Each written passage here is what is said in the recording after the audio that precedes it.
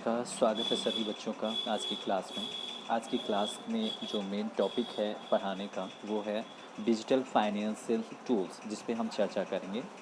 इसमें हम कई सारे स्टेप्स में हर एक टॉपिक पे चर्चा करेंगे और टेबल ऑफ कंटेंट में क्या क्या पढ़ाया जाएगा वो हमें यहाँ पे एक सीरीज़ में बता देते हैं। इसमें हम सीखेंगे टाइप्स ऑफ अकाउंट्स कितने तरह के होते हैं, कुछ सामाजिक सुरक्षा योजनाओं जैसे कि PMJDY प्रधानमंत्री जन धन योजना, PMSBY प्रधानमंत्री सुरक्षा बीमा योजना और अटल पेंशन योजना, इस तरह की स्कीम्स के बारे में, साथ साथ कितने तरह के पेमेंट्स ट्रांजैक्शन करने के मोड्स होते हैं उन पे हम चर्चा करेंगे। तो सबसे पहले सवाल की तरफ बढ़ते हैं। पहला सवाल है why savings are needed. Question कहता है why savings are needed. Savings actual में क्या होती है, इसकी आवश्यकता हमें क्यों पड़ती है, इसके बारे में हम चर्चा कर लेते हैं। Savings, why savings are need. Saving actual में क्या है, इसको एक एग्जाम्पल के थ्रू समझने की कोशिश करते हैं।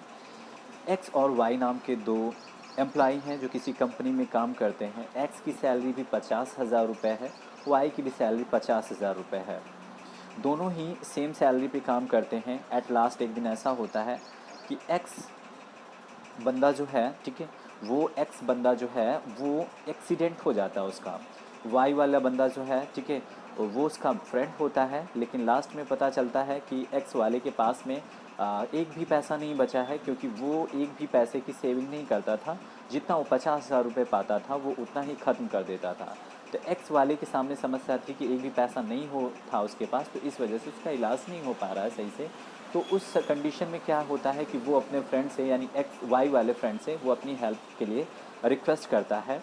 लेकिन कमाता उतना भी वो भी था, लेकिन वो क्या था, वाई वाला जो बंदा था वो 50,000 रुपये में से 30,000 रुपये तो ख़त्म कर देता था, खर्च कर देता था। लेकिन 20,000 रुपये का वो मंथली क्या करता था, सेविंग करता था। वो सेविंग को बैंक में डालता था। इस तरह से वो कुछ न कुछ अपने जीवन काल में जो अपना बचत करता था उससे उसने कुछ न कुछ बैलेंस जो है इस सेविंग के रूप में कर रखा था, और वो अपने फ्रेंड की मदद के लिए उसको दे देता है। तो इस तरह से हम समझ पाते हैं कि सेविंग करना क्यों ज़रूरी है और इसका क्या फ़ायदा होता है। और अब बढ़ते हैं अगले टॉपिक की तरफ। तो यहाँ पे सवाल ये उठता है कि जो सेविंग हम करेंगे तो कैसे करनी चाहिए सेविंग, कहाँ पे हमें अपना जो पैसा है वो सेव करके रखना चाहिए। क्या हमें अपना पैसा घर पे सुरक्षित करके रखना चाहिए या फिर बैंक में। तो इसका सही जवाब अगर बात करें तो बैंक ही रहेगा। क्यों, ऐसा रीज़न क्या है, उसके कुछ फैक्ट्स मैं आपको आगे स्क्रीन पे बताऊंगा। सबसे पहले स्टेप बाय स्टेप समझ लेते हैं कि आवश्यकता सेविंग की क्यों पड़ती है। तो स्क्रीन के माध्यम से समझने की कोशिश करते हैं। तो थोड़ा स्क्रीन को मैं जूम करता हूँ, देखिएगा ध्यान से।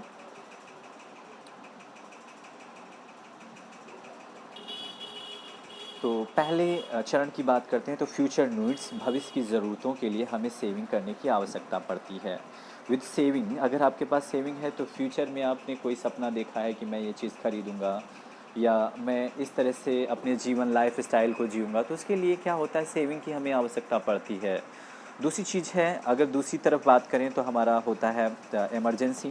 कभी कदार क्या होता है, किसी व्यक्ति को, या कोई भी हो सकता है, XYZ बंदा हो सकता है, कोई बीमारी हो जाती है, किसी का एक्सीडेंट हो जाता है या डेथ हो जाती है। उस कंडीशन में अगर हमारे पास सेविंग नहीं होती तो हमारे परिवार को कई सारी दिक्कतों का सामना करना पड़ता है। इस वजह से अगर हमारे पास सेविंग्स है तो इतनी दिक्कतों का सामना नहीं करना पड़ता है जितना कि बिना सेविंग के करना पड़ता है। बात करते हैं तीसरी टॉपिक की तरफ। इसमें बताया गया है लार्ज एक्सपेंसेस की। आप कोई बड़ा एक्सपेंस करना चाहते हैं, उसके लिए आपको काफ़ी ज़्यादा पैसे की आवश्यकता पड़ती है, और आपका जो इनकम सोर्स होता है उससे आपकी ये लार्ज एक्सपेंसेस पूरे नहीं हो पाते हैं। इस वजह से अगर आपने पहले से सेविंग करके रखी होती है तो ये काफ़ी बेनिफिशियल होता है। तो जैसा कि इसमें दिखाया गया है, लार्ज एक्सपेंसेस की अगर हम बात करें तो थोड़ा जूम करके आपको दिखाने की कोशिश करते हैं।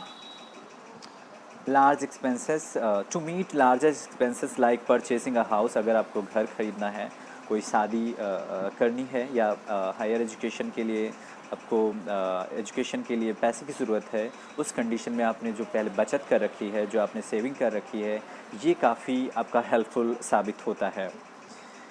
बढ़ते हैं आगे की तरफ। तो अब सवाल ये उठता है कि सेविंग तो हम कर सकते हैं, लेकिन सेविंग कहाँ पे हमें रख के रखनी चाहिए, बैंक में रखना चाहिए या फिर अपने घर पे रखना चाहिए। तो उस पे चर्चा कर लेते हैं। तो इनके माध्यम से समझने की कोशिश करते हैं कि सेफ़ कहाँ पे होता है अपनी सेविंग को रखना, घर पे रखना सेफ़ है या फिर बैंक में। चलिए तो समझते हैं। पहले समझ लेते हैं घर पे हम किस तरह से अपने सेविंग को रख सकते हैं, वो सेफ़ है या फिर नहीं है। पहला है वो है हम घर पे किस तरह से अपने बचत को सेव करके रख सकते हैं। पहली बात तो ये क्या होता है, अनसेफ होता है। आप अपने घर पे सेविंग करके रखोगे तो सेफ़ नहीं होता, किसी भी मोड से सेफ़ नहीं होता। वो रीज़न ये है कि आपका जो मनी है या सेविंग है आपने घर पे रखा है, कोई बाढ़ आ सकती है या चोरी कर ले जा सकता है। इस वजह से अगर देखा जाए तो आपका ये सेफ़ नहीं होता है। और दूसरी चीज़ है, अगर आप घर पे इस तरह का सेविंग करके रखते हैं तो उस कंडीशन में इसी पैसे में जो आपने सेव करके रखा है इसमें किसी भी तरह की ग्रोथ नहीं होती। एक भी पैसा आपने 100 रुपये अगर जमा कर रखा है तो 100 रुपये से 101 रुपये नहीं होना है, बल्कि उसमें घटना ही है, बढ़ना नहीं है। लेकिन यही पैसा अगर आप बैंक में रखते हैं, जो आप अपनी सेविंग है, जो बचत है, उसको आप बैंक में रखते हैं, बैंक में करके रखते हैं, तो उसके काफ़ी सारे आपको बेनिफिट्स मिलते हैं। क्या क्या बेनिफिट्स मिलते हैं उनको ध्यान से समझने की कोशिश करेंगे हम। क्या क्या बेनिफिट्स हैं इसके अंतर्गत उन पे चर्चा करेंगे।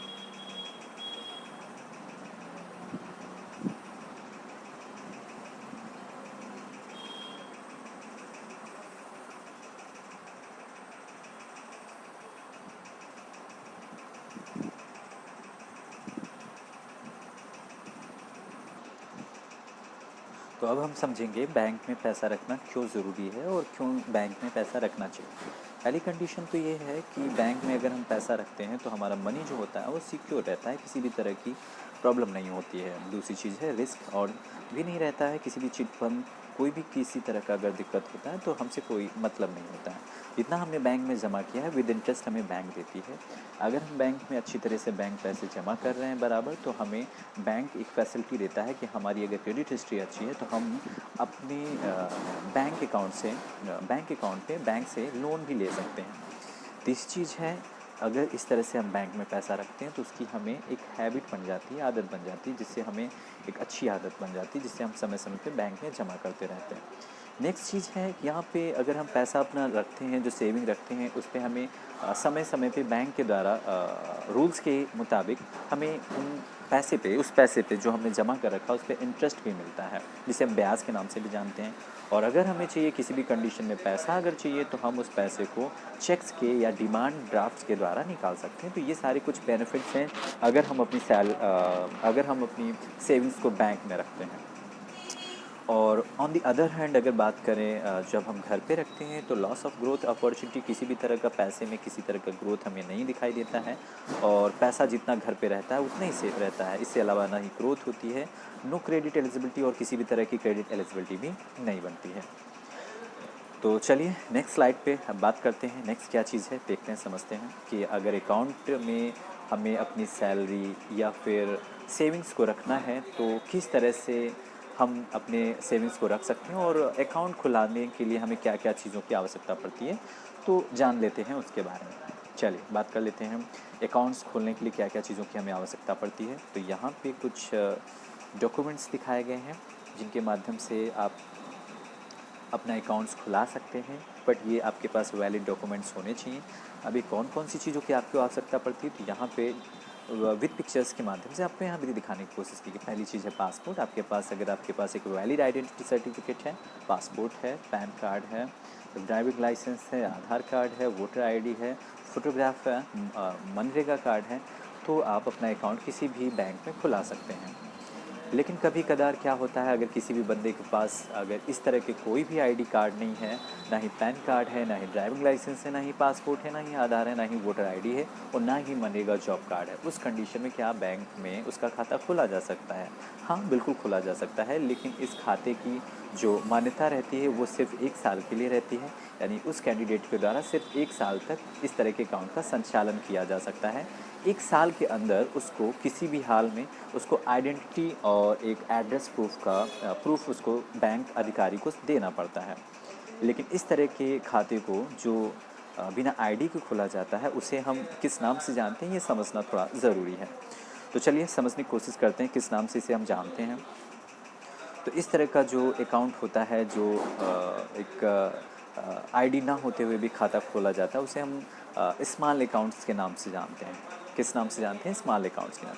इसकी खास बात ये होती है कि इसमें सिग्नेचर और थंब इम्प्रेशन, अगर कोई सिग्नेचर नहीं कर पाता है तो थंब लगाकर भी वो अपने अकाउंट्स को खुला सकता है, और इसमें फ़ोटोज़ की हमें आवश्यकता पड़ती है।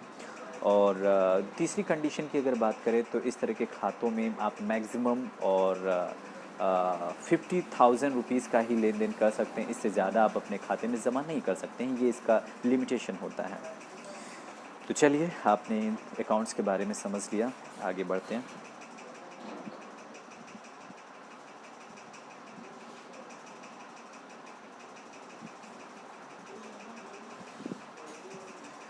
बात करते हैं टाइप्स ऑफ अकाउंट्स की, कितने तरह के आपके अकाउंट्स खोले जाते हैं बैंक के द्वारा, उनके बारे में स्टेप बाय स्टेप समझने का प्रयास करते हैं।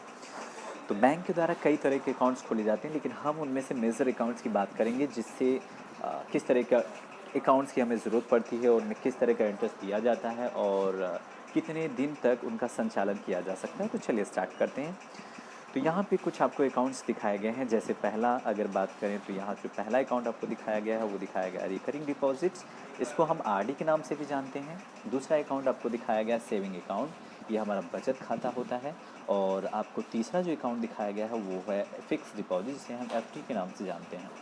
यहाँ पे मेजर 3 अकाउंट्स के बारे में डिस्कस किया गया है, तो चलिए इनके बारे में बारीकी से समझने का प्रयास करते हैं। चलिए, तो ये 3 आपके अकाउंट्स हैं और इनके बारे में हम समझने का प्रयास करते हैं। तो पहला अकाउंट जो है आपका वो है रिकरिंग अकाउंट, जिसको हम आरडी के नाम से जानते हैं। ये अकाउंट एक तरह के स्पेशल अकाउंट्स होते हैं जो एक फ़िक्स समय के लिए खोले जाते हैं। इसका जो टेन्योर रहता है, जो आपका मैक्सिमम टाइम रहता है वो 7 ईयर्स तक रहता है। आप 7 साल तक इस तरह के अकाउंट्स को खोले जाते हैं। इसमें जो इंटरेस्ट मिलता है वो आपका सेविंग अकाउंट से ज़्यादा मिलता है, लेकिन फ़िक्स डिपॉजिट यानी एफडी से ज़्यादा मिलता है। इसमें आपको मंथली, क्वार्टरली, हाफ ईयरली या ईयरली आपको पेमेंट करना पड़ता है। और अगर आपको बीच में आवश्यकता पड़ती भी है, अगर आप अपना अकाउंट्स से पैसे निकालना चाहते हैं प्री मैच्योरिटी के पहले, तो आप इस तरह के अकाउंट से पैसे निकाल सकते हैं। इसमें आपको इंटरेस्ट सिर्फ नहीं मिलेगा और आप अपना पैसा जो है वो निकाल सकते हैं। बात करते हैं दूसरे अकाउंट की तरफ। तो दूसरा अकाउंट है हमारा सेविंग अकाउंट। इस तरह के अकाउंट नॉर्मली हर एक बंदे के पास में अवेलेबल होता है, और इसमें कुछ नॉर्मल ट्रांजैक्शन की फैसिलिटी हमें प्रोवाइड होती है। इसके साथ साथ हमें बैंक का पासबुक दिया जाता है, एटीएम कार्ड भी मिलता है, और इसके अलावा चेक बुक की सुविधा भी आपको दी जाती है। इस तरह की अकाउंट्स में आपको बैंक के द्वारा इंटरेस्ट पे किया जाता है, समय समय पे दिया जाता है। हर एक बैंक का इंटरेस्ट रेट अलग अलग होता है, और इसको आप जब तक चाहें आप इस तरह के अकाउंट्स का संचालन कर सकते हैं। बात करते हैं next account, that is known as fix deposit, इसे हम शॉर्ट में एफडी के नाम से जानते हैं। एफडी अकाउंट बेसिकली जो है इनका जो टेन्योर रहता है 7 डेज़ टू 10 ईयर्स तक रहता है, और इस तरह के अकाउंट्स पे इंटरेस्ट जो होता है सबसे ज़्यादा मिलता है कैंडिडेट को। सबसे ज़्यादा इंटरेस्ट इसी अकाउंट्स में मिलता है, जिसे हम एफडी के नाम से जानते हैं। इसमें पैसा जो होता है वो आप समय अवधि से पूर्व नहीं निकाल सकते हैं। जितने साल के लिए, जितने साल के लिए अपने फ़िक्स कर रखा, उसी के दरमियान आपको ये पैसा मिलता है। तो इसमें थोड़ा ये इश्यू रहता है, लेकिन आपको ख़ास बात ध्यान देनी है कि इस तरह के अकाउंट्स में जो पैसा मिलता है वो सबसे ज़्यादा इंटरेस्ट पे मिलता है, और इससे कम जो इंटरेस्ट मिलता है वो आपको आरडी पे मिलता है, जिसे हम रिकरिंग डिपॉजिट के नाम से भी जानते हैं। और इससे कम जो आपको इंटरेस्ट मिलता है वो मिलता है सेविंग अकाउंट्स पे, जिसे हम बचत खाता के नाम से भी जानते हैं। तो यहाँ पे हम लोगों ने बात कर ली टाइप्स ऑफ अकाउंट्स पे, और एक अकाउंट और होता है जो यहाँ पे नहीं दिखाया गया, लेकिन उसके बारे में हम बात कर लेते हैं। वो कौन सा अकाउंट होता है उसके बारे में चर्चा कर लेते हैं। चलिए उसके बारे में बात कर लेते हैं। उस अकाउंट को हम लोग जो नाम देते हैं उसको बोलते हैं करेंट अकाउंट। क्या बोलते हैं उसे? Current account, CURRENT, current account, ACCOUNT। Okay, इस तरह के अकाउंट्स को हम करेंट अकाउंट बोलते हैं, और ये अकाउंट बेसिकली मर्चेंट्स के द्वारा, जो व्यापारी वर्ग है उसके द्वारा खोला जाता है। और इस तरह के अकाउंट्स पे बैंक जो है किसी तरह का हमें इंटरेस्ट प्रोवाइड नहीं करती है, यानी इसमें वो सर्विस चार्जेस वगैरह जो है हमसे खुद लेती है, बल्कि इसके एवज़ में हमें इंटरेस्ट प्रोवाइड नहीं करती है। ये इस अकाउंट की ख़ास बात होती है, और इसके बारे में ख़ास बात ये समझनी है कि इस तरह के अकाउंट्स बेसिकली मर्चेंट्स यानी व्यापारियों के द्वारा खोले जाते हैं। तो चलिए बात करते हैं आगे की तरफ, देखते हैं नेक्स्ट स्लाइड में क्या लिखा है। और अब हम बात कर लेते हैं नेक्स्ट टॉपिक पे। बैंकिंग से संबंधित कुछ टर्म्स दे रखे हैं यहाँ पे, उनके बारे में समझने का प्रयास करते हैं। Banking service delivery channels, banks के द्वारा हमें कौन कौन सी फैसिलिटी मिलती हैं, क्या क्या सुविधाएं मिलती हैं, उनके बारे में यहाँ पे हम चर्चा करते हैं स्टेप बाय स्टेप। तो सबसे पहले बात कर लेते हैं एटीएम कार्ड की। यहाँ पे आपको दिखाया गया है, ये जैसा कि आपको दिख पा रहा है, ये एटीएम है। एटीएम एक तरह का ना मशीन होता है जिसके माध्यम से आप पैसा डिपॉजिट भी कर सकते हैं और पैसा निकाल भी सकते हैं। अगर आपका बैंक जो है काफ़ी दूर है या फिर उस समय बैंक बंद है, तो आप अपने खाते से संबंधित लेन देन जो कर सकते हैं, वो एक मशीन होती है जिसे हम एटीएम बोलते हैं। इसका full form automated teller machine या फिर टेलर मशीन होता है, जिसके माध्यम से आप अपने खाते का विवरण कैश निकाल सकते हैं, कैश डिपॉजिट कर सकते हैं। एटीएम की बात करें तो ये एक तरह का मशीन है, जैसा कि मैंने बताया एटीएम मशीन है। और टाइप्स ऑफ एटीएम की बात करते हैं तो डिफरेंट टाइप्स के आपको एटीएम कार्ड्स इशू किए जाते हैं बैंक के द्वारा। उनमें से बेसिकली एटीएम कार्ड जो होता है 2 टाइप्स का होता है, एक डेबिट कार्ड होता है, एक होता है एक एटीएम कार्ड होता है। एटीएम कार्ड जो होता है 2 टाइप्स का होता है। वो कौन कौन से 2 टाइप्स होते हैं उन पर हम चर्चा कर लेते हैं। एटीएम कार्ड बेसिकली 2 टाइप्स का होता है। एटीएम जो है हमारा 2 टाइप्स का होता है। ये है हमारा एटीएम, और एटीएम को हम 2 कैटेगरी में डिवाइड कर सकते हैं। एक कैटेगरी जो होती है वो होती है डेबिट कार्ड,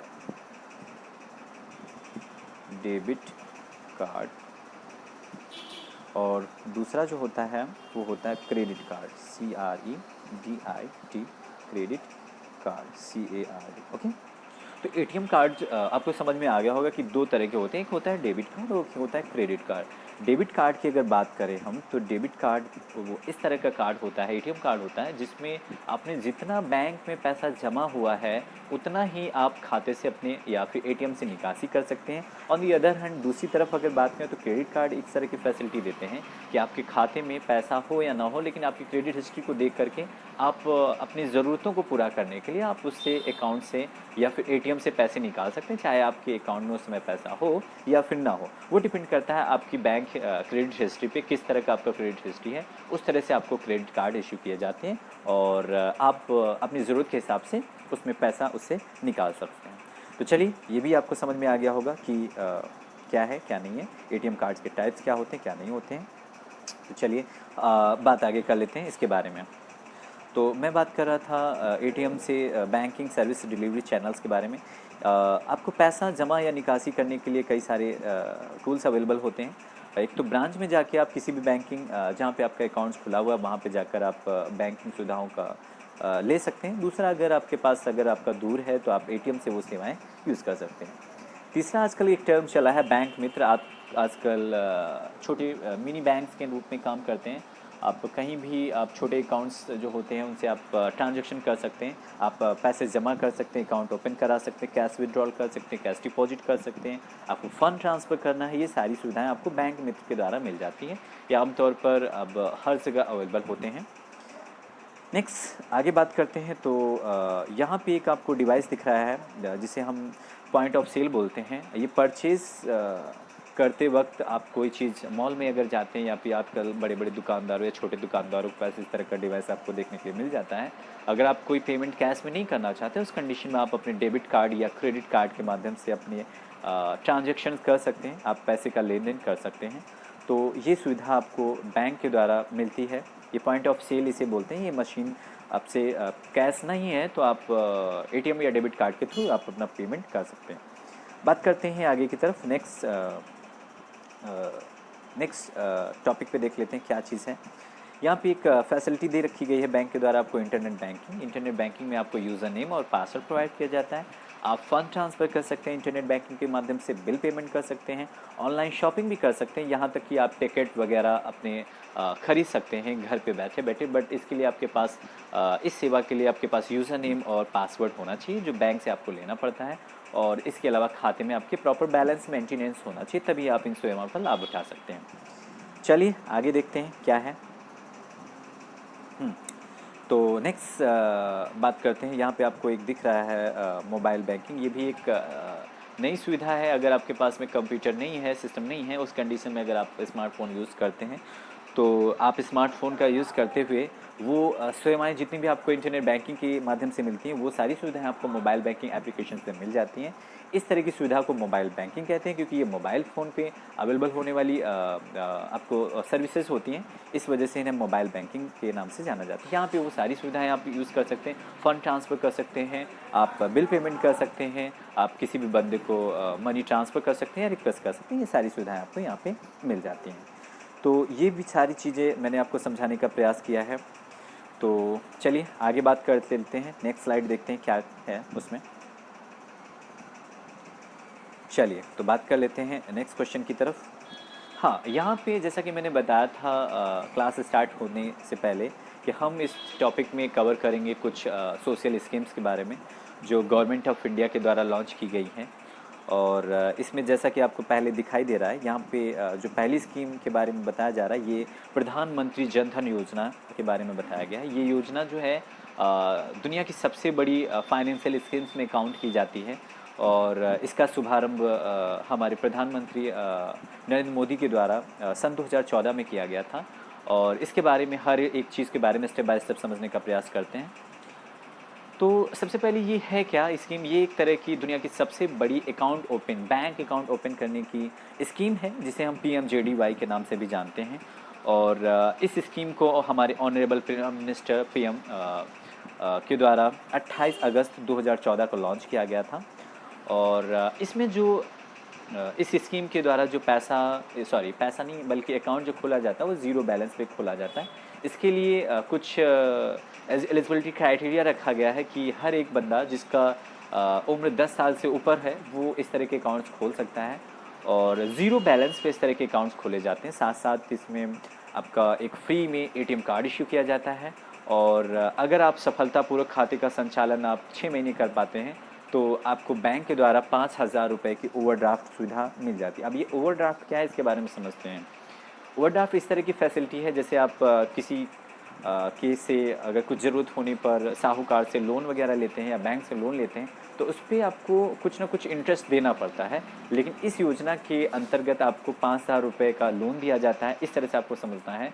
और अगर आप आसानी से इस तरह का लोन अच्छे से जमा कर देते हैं 1 महीने के अंदर तो आपको किसी भी तरह का आपसे इंटरेस्ट बैंक के द्वारा इसमें नहीं लिया जाता है। दूसरी खास बात इस तरह के अकाउंट की ये है कि ये जो अकाउंट है इस पे 1 लाख रुपए का आपको दुर्घटना बीमा साथ ही में दिया जाता है। यानी किसी एक्स्ट्रा फीस के आपसे किसी भी तरह का इंश्योरेंस चार्ज नहीं लिया जाता, बल्कि आपको इंश्योरेंस 1 लाख रुपए का, इसके अंतर्गत 1 लाख रुपए का इंश्योरेंस कवर होता है। इंश्योरेंस की बात करें तो ये किस तरह से आपका इंश्योरेंस कवर होता है उसके बारे में समझ लेते हैं।